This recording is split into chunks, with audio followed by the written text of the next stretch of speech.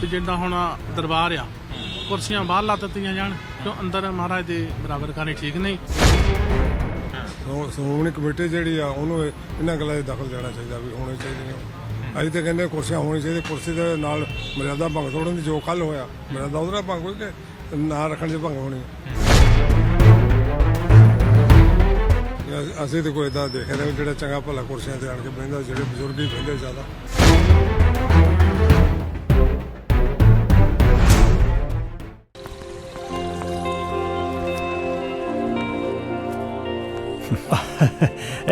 ਇਹ ਕੁਝ ਦਵਾਈਆਂ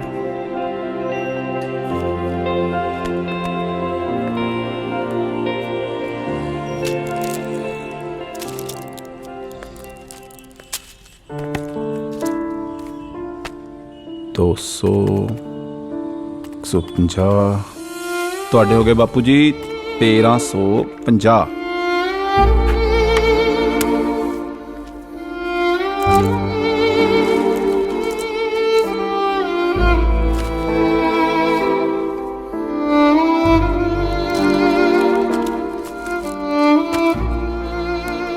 ਇਸ ਵੇਲੇ ਤਾਂ ਮੇਰੇ ਕੋਲ ਇੰਨੇ ਹੀ ਹੈ, ਬਾਕੀ ਖਾਤੇ 'ਚ ਲਿਖ ਲਓ। ਬਾਪੂ ਜੀ ਅੱਜ ਫਿਰ ਕਿੰਨੇ ਲਿਖਾਂ ਖਾਤੇ 'ਚ? ਹੁਣ ਕੋਈ ਵੀ ਪੈਸਾ ਖਾਤੇ 'ਚ ਲਿਖਣ ਦੀ ਲੋੜ ਨਹੀਂ। ਕੋਈ ਲੋਟਰੀ ਲੱਗ ਗਈ ਬਾਪੂ ਜੀ?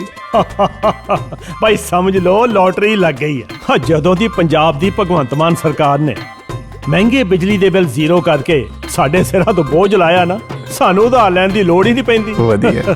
ਹੁਣ ਤਾਂ ਸਮਝ ਲਓ ਵੀ ਪੰਜਾਬ ਦੇ ਘਰ ਘਰ ਦੀ ਨਾ ਲੋਟਰੀ ਲੱਗ ਗਈ ਹੈ। ਭਗਵੰਤ ਮਾਨ ਦੀ ਅਗਵਾਈ ਵਾਲੀ ਪੰਜਾਬ ਸਰਕਾਰ 'ਚ ਪੰਜਾਬ ਦੇ ਲਗਭਗ 86% ਪਰਿਵਾਰਾਂ ਦਾ ਬਿਜਲੀ ਦਾ ਬਿੱਲ ਜ਼ੀਰੋ ਆਇਆ ਹੈ। ਜਲੰਧਰ ਦੇ ਮਾਡਲ ਟਾਊਨ ਦੇ ਵਿੱਚ ਗੁਰਦੁਆਰਾ ਸਾਹਿਬ ਦੇ ਵਿੱਚ ਕੱਲ ਵਾਰਿਸ ਪੰਜਾਬ ਦੇ ਜਥੇਬੰਦੀ ਦੇ ਵੱਲੋਂ ਦਰਬਾਰ ਸਾਹਿਬ ਦੇ ਅੰਦਰ ਪਈਆਂ ਕੁਰਸੀਆਂ ਨੂੰ ਬਾਹਰ ਕੱਢ ਕੇ ਅੱਗ ਲਗਾ ਦਿੱਤੀ ਜਾਂਦੀ ਹੈ। ਉਸ ਤੋਂ ਬਾਅਦ ਕਈ ਤਰੀਕੇ ਦੀਆਂ ਚਰਚਾਵਾਂ ਹੁੰਦੀਆਂ ਨੇ, ਕਈ ਤਰੀਕੇ ਦੇ ਸਵਾਲ ਖੜੇ ਹੁੰਦੇ ਨੇ ਕਿ ਆਖਿਰਕਾਰ ਇਸ ਤਰੀਕੇ ਦੇ ਨਾਲ ਬਾਹਰ ਕੱਢ ਕੇ ਕਿਉਂ ਅੱਗ ਜਿਹੜੀ ਹੈ ਉਹ ਲਗਾਈ ਜਾਂਦੀ ਹੈ। ਤਾਂ ਤੁਹਾਨੂੰ ਸਥਿਤੀ ਸਮਝਾਉਣ ਦੀ ਕੋਸ਼ਿਸ਼ ਕਰਦੇ ਹਾਂ ਕਿ ਕੱਲ ਆਖਿਰਕਾਰ ਹੋਇਆ ਕੀ ਸੀਗਾ, ਕਿਸ ਤਰੀਕੇ ਦੇ ਨਾਲ ਇੱਥੇ ਮਾਹੌਲ ਬਣਿਆ, ਕਿਉਂ ਜਿਹੜੀਆਂ ਸੀਗੀਆਂ ਕੁਰਸੀਆਂ ਬਾਹਰ ਕੱਢ ਕੇ ਜਿਹੜੀ ਹੈ ਅੱਗ ਲਗਾਈ ਜਾਂਦੀ ਹੈ। ਤਾਂ ਇਹ ਸਾਹਮਣੇ ਤੁਹਾਨੂੰ ਦਰਬਾਰ ਸਾਹਿਬ ਨਜ਼ਰ ਆ ਰਿਹਾ ਜਿੱਥੇ ਗੁਰੂ ਗ੍ਰੰਥ ਸਾਹਿਬ ਜੀ ਦਾ ਪ੍ਰਕਾਸ਼ ਹੈਗਾ। ਤਾਂ ਕੱਲ ਇੱਥੇ ਕਥਾ ਚੱਲ ਰਹੀ ਸੀਗੀ, ਸ਼ਾਮ ਦਾ ਸਮਾਂ ਹੈਗਾ ਸੀਗਾ ਜਦੋਂ ਵਾਰਿਸ ਪੰਜਾਬ ਦੀ ਜਥੇਬੰਦੀ ਦੇ ਅੰਮ੍ਰਿਤਪਾਲ ਦੇ ਸਮੇਤ ਜਿਹੜੇ ਨੇ ਉਹਨਾਂ ਦੇ ਸਮਰਥਕ ਇੱਥੇ ਪਹੁੰਚਦੇ ਨੇ।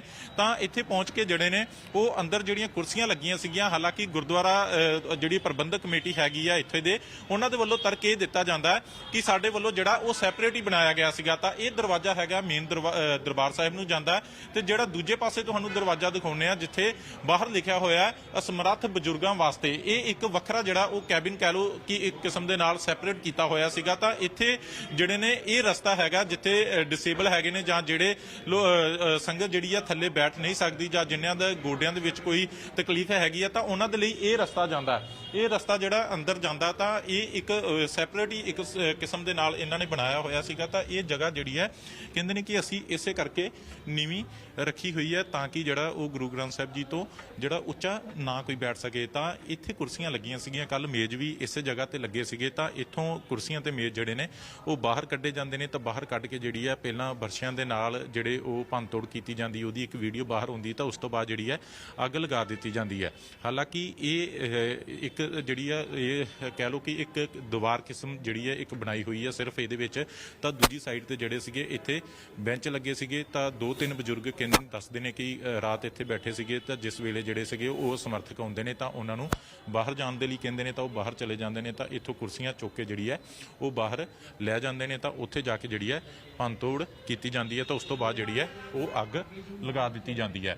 ਹਾਲਾਂਕਿ ਕਈ ਤਰ੍ਹਾਂ ਦੇ ਸਵਾਲ ਨੇ। ਹਾਲਾਂਕਿ ਸ਼੍ਰੀ ਅਕਾਲ ਤਖਤ ਸਾਹਿਬ ਤੋਂ ਹੁਕਮਨਾਮਾ ਜਾਰੀ ਹੋਇਆ ਸੀਗਾ ਕਿ ਦਰਬਾਰ ਸਾਹਿਬ ਦੇ ਅੰਦਰ ਜਿਹੜੀਆਂ ਨੇ ਉਹ ਕੁਰਸੀਆਂ ਨਹੀਂ ਲਗਾਈਆਂ ਜਾ ਸਕਦੀਆਂ। ਤਾਂ ਜਦੋਂ ਕੁਰਸੀਆਂ ਨਹੀਂ ਲਗਾਈਆਂ ਜਾ ਸਕਦੀਆਂ ਤਾਂ ਕਹਿੰਦੇ ਨੇ ਕਿ ਇਹ ਕੁਰਸੀਆਂ ਅੰਦਰ ਲੱਗੀਆਂ ਹੋਈਆਂ ਸੀਗੀਆਂ। ਤਾਂ ਗੁਰਦੁਆਰੇ ਵਾਲੇ ਇਹ ਤਰਕ ਦਿੰਦੇ ਨੇ ਕਿ ਅਸੀਂ ਸੈਪਰੇਟ ਹੀ ਕੀਤਾ ਹੋਇਆ ਸੀਗਾ।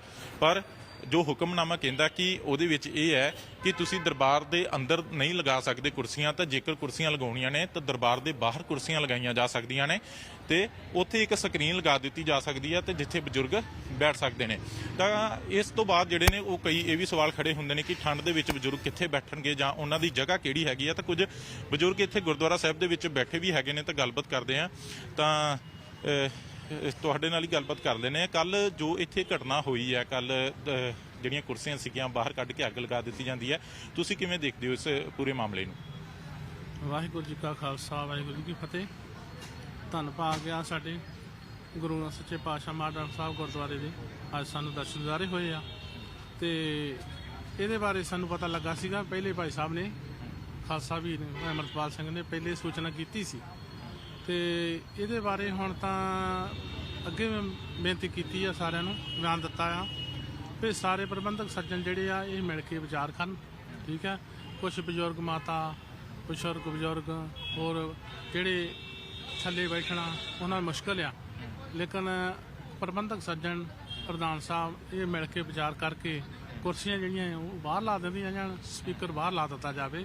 ਜਿਹੜੀ ਸੰਗਤ ਆ ਅੰਦਰ ਤੇ ਗੁਰੂ ਸੱਚੇ ਪਾਤਸ਼ਾਹ ਮਹਾਰਾਜ ਦਾ ਜਿਹੜਾ ਮੁਕਾਬਲਾ ਕਰਨਾ ਠੀਕ ਨਾ, ਕਿਉਂ ਉਹਨਾਂ ਦਾ ਕਹਿਣਾ ਆ ਵੀ ਇੱਕ ਪਾਸੇ ਸੰਗਤ ਇੱਥੇ ਕੀ ਬਹੁਤ ਜਗ੍ਹਾ ਮੈਂ ਦੇਖਿਆ ਹੈਗਾ ਕਾਫੀ ਉੱਚੇ ਸੋਫੇ ਲੱਗੇ।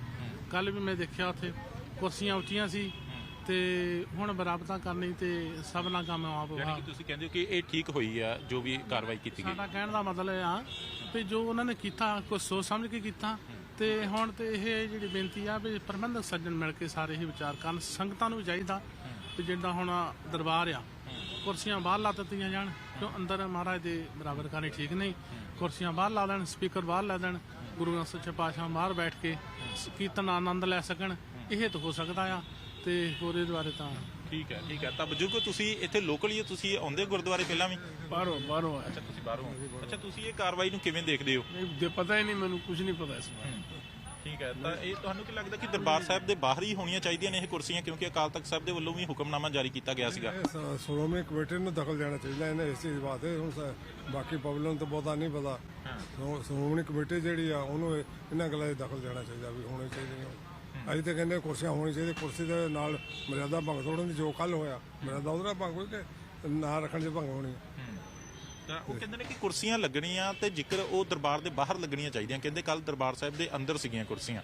ਨਹੀਂ, ਕੁਰਸੀਆਂ ਦੇ ਅੰਦਰ ਹੁਣ ਲੱਗਿਆ ਹੋਏ ਪੈਂਚ ਹੋਏ, ਬਜ਼ੁਰਗ ਬਹਿ ਨਹੀਂ ਸਕਦੇ, ਉਹ ਬੈਠਣਗੇ ਤੇ ਕਿੱਥੇ ਬੈਠਣਗੇ? ਗੁਰਬਾਣੀ ਕਿੱਦਾਂ ਬਹਿ ਕੇ ਸੁਣਨਗੇ? ਜੇ ਥੱਲੇ ਬੈਠਦੇ ਗੁਰਬਾਣੀ ਦਾ ਅਸਰ ਕਿੱਦਾਂ?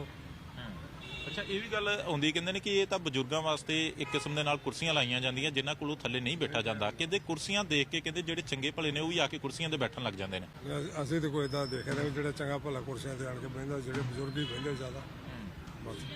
ਠੀਕ ਹੈ, ਤਾਂ ਇਹ ਬਜ਼ੁਰਗ ਹੈਗੇ ਨੇ ਜਿਹੜੇ ਇੱਥੇ ਗੁਰਦੁਆਰਾ ਸਾਹਿਬ ਦੇ ਵਿੱਚ ਹੀ ਬੈਠੇ ਨੇ, ਹਾਲਾਂਕਿ ਕੁਰਸੀ ਦੇ ਉੱਪਰ ਬੈਠੇ ਨੇ। ਇਹ ਬਾਹਰ ਜਗ੍ਹਾ ਹੈਗੀ ਹੈ ਦਰਬਾਰ ਤੋਂ। ਤਾਂ ਇਹੀ ਤਰਕ ਜਿਹੜਾ ਉਹ ਦਿੱਤਾ ਜਾਂਦਾ ਕਿ ਜਿਹੜੀਆਂ ਕੁਰਸੀਆਂ ਹੈਗੀਆਂ ਨੇ ਜੇਕਰ ਲਾਉਣੀਆਂ ਨੇ ਤਾਂ ਦਰਬਾਰ ਸਾਹਿਬ ਦੇ ਬਾਹਰ ਹੋਣੀਆਂ ਚਾਹੀਦੀਆਂ ਨੇ, ਤਾਂ ਅੰਦਰ ਜਿਹੜੀਆਂ ਨੇ ਉਹ ਕੁਰਸੀਆਂ ਨਹੀਂ ਹੋਣੀਆਂ ਚਾਹੀਦੀਆਂ। ਹਾਲਾਂਕਿ ਇੱਥੇ ਦੀ ਪ੍ਰਬੰਧਕ ਕਮੇਟੀ ਦੇ ਵੱਲੋਂ ਕੱਲ ਇਤਰਾਜ਼ ਵੀ ਜ਼ਾਹਰ ਕੀਤਾ ਗਿਆ ਸੀਗਾ। ਉਹਨਾਂ ਨੇ ਕਿਹਾ ਸੀਗਾ ਕਿ ਇਸ ਤਰੀਕੇ ਦੇ ਨਾਲ ਕਾਰਵਾਈ ਜਿਹੜੀ ਹੈ ਉਹ ਨਹੀਂ ਹੋਣੀ ਚਾਹੀਦੀ। ਕੱਲ ਕਹਿੰਦੇ ਜਦੋਂ ਖਾਲਸਾ ਵਹੀਰ ਇੱਥੇ ਪਹੁੰਚਦੀ ਹੈ ਮਾਡਲ ਟਾਊਨ ਦੇ ਵਿੱਚ, ਤਾਂ ਇੱਥੇ ਅੰਦਰ ਕਥਾ ਚੱਲ ਰਹੀ ਸੀਗੀ, ਸੰਗਤ ਬੈਠੀ ਹੈਗੀ ਸੀਗੀ। ਇੱਥੋਂ ਤੱਕ ਇਲਜ਼ਾਮ ਲਗਾਏ ਗਏ ਨੇ ਕਿ ਇੱਥੇ ਆ ਕੇ ਜਿਹੜਾ ਮਾਈਕ ਖੋਲਿਆ ਜਾਂਦਾ ਤਾਂ ਮਾਈਕ ਖੋ ਕੇ ਜਿਹੜੀ ਹੈ ਅਨਾਉਂਸਮੈਂਟ ਕਰ ਦਿੱਤੀ ਜਾਂਦੀ ਹੈ, ਆ ਕੇ ਜਿਹੜੀ ਹੈ ਉਹ ਕੁਰਸੀਆਂ ਬਾਹਰ ਕੱਢ ਦਿੱਤੀਆਂ ਜਾਂਦੀਆਂ ਨੇ, ਫਿਰ ਵਰਸ਼ੇ ਮਾਰੇ ਜਾਂਦੇ ਨੇ ਕੁਰਸੀਆਂ ਦੇ ਉੱਪਰ ਜਿਹੜੇ ਨੇ, ਤਾਂ ਉਸ ਤੋਂ ਬਾਅਦ ਜਿਹੜੀ ਹੈ ਉਹ ਅੱਗ ਲਗਾ ਦਿੱਤੀ ਜਾਂਦੀ ਹੈ। ਕਹਿੰਦੇ ਨੇ ਕਿ ਇਹ ਤਰੀਕਾ ਜਿਹੜਾ ਉਹ ਠੀਕ ਨਹੀਂ ਹੈਗਾ। ਇਸੇ ਚੀਜ਼ ਨੂੰ ਲੈ ਕੇ ਚਰਚਾ ਹੁੰਦੀ ਹੈ ਕਿਉਂਕਿ ਵੱਖ-ਵੱਖ ਵਿਚਾਰਾਂ ਜਿਹੜੀਆਂ ਨੇ ਉਹ ਬਾਹਰ ਆਉਂਦੀਆਂ ਨੇ। ਕੁਝ ਲੋਕ ਕਹਿੰਦੇ ਨੇ ਕਿ ਵਾਕਈ ਇਹ ਕਾਰਵਾਈ ਠੀਕ ਹੈਗੀ ਆ, ਦਰਬਾਰ ਸਾਹਿਬ ਦੇ ਅੰਦਰ ਜਿਹੜੀ ਹੈ ਗੁਰੂ ਗ੍ਰੰਥ ਸਾਹਿਬ ਜੀ ਦੀ ਬਰਾਬਰਤਾ ਜਿਹੜੀ ਹੈ ਉਹ ਨਹੀਂ ਕੀਤੀ ਜਾ ਸਕਦੀ ਤੇ ਨਾ ਹੀ ਜਿਹੜੀ ਆ ਉਹ ਕਰਨੀ ਚਾਹੀਦੀ ਆ। ਪਰ ਗੁਰਦੁਆਰਾ ਪ੍ਰਬੰਧਕ ਕਮੇਟੀ ਜਿਹੜੀ ਹੈ ਇਹ ਤਰਕ ਦਿੰਦੀ ਹੈ ਕਿ ਅਸੀਂ ਬਰਾਬਰਤਾ ਨਹੀਂ ਕਰਵਾਈ, ਜਿਹੜੀਆਂ ਕੁਰਸੀਆਂ ਨੇ ਅਸੀਂ ਉਹ ਸੈਪਰੇਟ ਰੱਖੀਆਂ ਹੋਈਆਂ ਨੇ, ਉਸ ਦਾ ਜਿਹੜਾ ਰਸਤਾ ਹੈ ਉਹ ਵੀ ਸੈਪਰੇਟ ਹੀ ਜਾਂਦਾ ਹੈਗਾ ਤੇ ਜਿਹੜੀ ਉਹ ਜਗ੍ਹਾ ਹੈਗੀ ਆ ਉਹ ਵੀ ਨੀਵੀਂ ਰੱਖੀ ਗਈ ਆ ਤਾਂ ਕਿ ਜਿਹੜੀ ਹੈ ਉਹ ਗੁਰੂ ਗ੍ਰੰਥ ਸਾਹਿਬ ਜੀ ਤੋਂ ਉੱਪਰ ਜਿਹੜੀ ਹੈ ਉੱਚੀ ਨਾ ਨਾ ਹੋ ਸਕੇ। ਪਰ ਦੂਜੇ ਪਾਸੇ ਜਿਹੜੀ ਹੈ ਇੱਕ ਇਹ ਵੀ ਤਰਕ ਹੁੰਦਾ ਕਿ ਦਰਬਾਰ ਦੇ ਬਾਹਰ ਹੋਣੀਆਂ ਚਾਹੀਦੀਆਂ ਨੇ, ਚਾਹੇ ਨੀਵੀਂ ਹੈ ਚਾਹੇ ਉੱਚੀ ਹੈ। ਜਿੱਥੇ ਗੁਰੂ ਗ੍ਰੰਥ ਸਾਹਿਬ ਜੀ ਦਾ ਪ੍ਰਕਾਸ਼ ਹੈਗਾ ਉਸ ਦਰਬਾਰ ਦੇ ਵਿੱਚ ਜਿਹੜੀਆਂ ਨੇ ਕੁਰਸੀਆਂ ਨਹੀਂ ਲੱਗਣੀਆਂ ਚਾਹੀਦੀਆਂ। ਦਰਬਾਰ ਸਾਹਿਬ ਦੇ ਬਾਹਰ ਜਿਹੜੀਆਂ ਨੇ ਉਹ ਕੁਰਸੀਆਂ ਲਗਾ ਦਿਓ, ਤਾਂ ਉੱਥੇ ਜਿਹੜੀਆਂ ਨੇ ਸਕਰੀਨਾਂ ਤੁਸੀਂ ਲਗਾ ਸਕਦੇ ਹੋ, ਸਕਰੀਨਾਂ ਲਗਾ ਦਿਓ ਤਾਂ ਕਿ ਬਜ਼ੁਰਗ ਜਿਹੜੇ ਨੇ ਉੱਥੇ ਬਾਹਰ ਬੈਠ ਸਕਣ ਅਤੇ ਬਾਹਰ ਬੈਠ ਕੇ ਜਿਹੜੀ ਹੈ LED ਦੇ ਉੱਪਰ ਚਾਹੇ ਸਕਰੀਨਾਂ ਲੱਗੀਆਂ ਹੋਣ ਤਾਂ ਉੱਥੋਂ ਜਿਹੜਾ ਗੁਰਬਾਣੀ ਜਿਹੜੇ ਨੇ ਉਹ ਸੁਣ ਸਕਦੇ ਨੇ। ਪਰ ਇਸ ਤਰੀਕੇ ਨੂੰ ਲੈ ਕੇ ਜਿਹੜੀ ਹੈ ਉਹ ਗਲਤ ਤਰੀਕੇ ਦੀ ਜਿਹੜੀ ਕਿਹਾ ਜਾ ਰਿਹਾ ਕਿ ਇਹ ਤਰੀਕਾ ਗਲਤ ਹੈਗਾ ਸੀਗਾ, ਇਹਦੇ ਉੱਪਰ ਵਿਚਾਰ ਕੀਤਾ ਜਾਣਾ ਚਾਹੀਦਾ ਸੀਗਾ। ਕੁਝ ਲੋਕ ਇਹ ਕਹਿੰਦੇ ਨੇ ਕਿ ਜੇਕਰ ਖਾਲਸਾ ਵਹੀਰ ਇੱਥੇ ਪਹੁੰਚੀ ਸੀਗੀ ਤਾਂ ਭਾਈ ਅੰਮ੍ਰਿਤਪਾਲ ਸਿੰਘ ਹੁਣਾਂ ਨੂੰ ਇੱਥੇ ਦੀ ਪ੍ਰਬੰਧਕ ਕਮੇਟੀ ਦੇ ਨਾਲ ਮੀਟਿੰਗ ਕਰਨੀ ਚਾਹੀਦੀ ਸੀਗੀ, ਉਹਨਾਂ ਦੇ ਨਾਲ ਗੱਲਬਾਤ ਕਰਨੀ ਚਾਹੀਦੀ ਸੀਗੀ ਤੇ ਕੁਰਸੀਆਂ ਬਾਹਰ ਕੱਢ ਕੇ ਉਹਨਾਂ ਨੂੰ ਅੱਗ ਨਹੀਂ ਸੀ ਲਗਾਉਣੀ ਚਾਹੀਦੀ। ਕੁਰਸੀਆਂ ਕਿਸੇ ਨੂੰ ਦੇ ਦੇਣੀਆਂ ਚਾਹੀਦੀਆਂ ਸੀਗੀਆਂ, ਜਾਂ ਇੱਥੇ ਗੁਰਦੁਆਰਾ ਸਾਹਿਬ ਦੇ ਵਿੱਚ ਹੀ ਜਿਹੜੇ ਨੇ ਕੁਝ ਕਮਰੇ ਬਣੇ ਹੋਏ ਨੇ ਜਾਂ ਕਿਸੇ ਦਾ ਕੋਈ ਰਹਿਣ ਬਸੇਰਾ ਕੋਈ ਬਣਿਆ ਹੋਇਆ ਤਾਂ ਉੱਥੇ ਜਿਹੜੀਆਂ ਕਹਿੰਦੇ ਨੇ ਕਿ ਕੁਰਸੀਆਂ ਦੇ ਦੇਣੀਆਂ ਚਾਹੀਦੀਆਂ ਸੀਗੀਆਂ, ਜਾਂ ਸਕੂਲਾਂ ਦੇ ਵਿੱਚ ਕੁਰਸੀਆਂ ਦੇ ਦਿੰਦੇ ਜਾਂ ਹਸਪਤਾਲਾਂ ਦੇ ਵਿੱਚ ਕੁਰਸੀਆਂ ਦੇ ਦਿੰਦੇ ਕਿ ਕੁਰਸੀਆਂ ਜਿਹੜੀਆਂ ਨੇ ਉਹਨਾਂ ਨੂੰ ਅੱਗ ਨਹੀਂ ਸੀ ਲਗਾਉਣੀ ਚਾਹੀਦੀ। ਇਸ ਤਰੀਕੇ ਦੇ ਨਾਲ ਜਿਹੜਾ ਉਹ ਗਲਤ ਮੈਸੇਜ ਜਿਹੜਾ ਉਹ ਜਾ ਰਿਹਾ। ਤਾਂ ਕੱਲ ਦੀ ਇਹ ਚਰਚਾ ਜਿਹੜੀ ਆ ਲਗਾਤਾਰ ਹੋ ਰਹੀ ਹੈ। ਹਾਲਾਂਕਿ ਹੁਣ ਗੁਰਦੁਆਰਾ ਦੀ ਪ੍ਰਬੰਧਕ ਕਮੇਟੀ ਜਿਹੜੀ ਆ ਮੀਟਿੰਗ ਕਰ ਰਹੀ ਹੈ, ਮੀਟਿੰਗ ਕਰਨ ਤੋਂ ਬਾਅਦ ਕੀ ਫੈਸਲਾ ਲਿਆ ਜਾਂਦਾ ਇਹ ਦੇਖਣ ਵਾਲੀ ਗੱਲ ਹੈ। ਕੈਮਰਾਮੈਨ ਰਿੰਕੂ ਦੇ ਨਾਲ ਮਨਪ੍ਰੀਤ ਸਿੰਘ ਕਾਲੂ, ਜਗਬਾਣੀ TV, ਜਲੰਧਰ।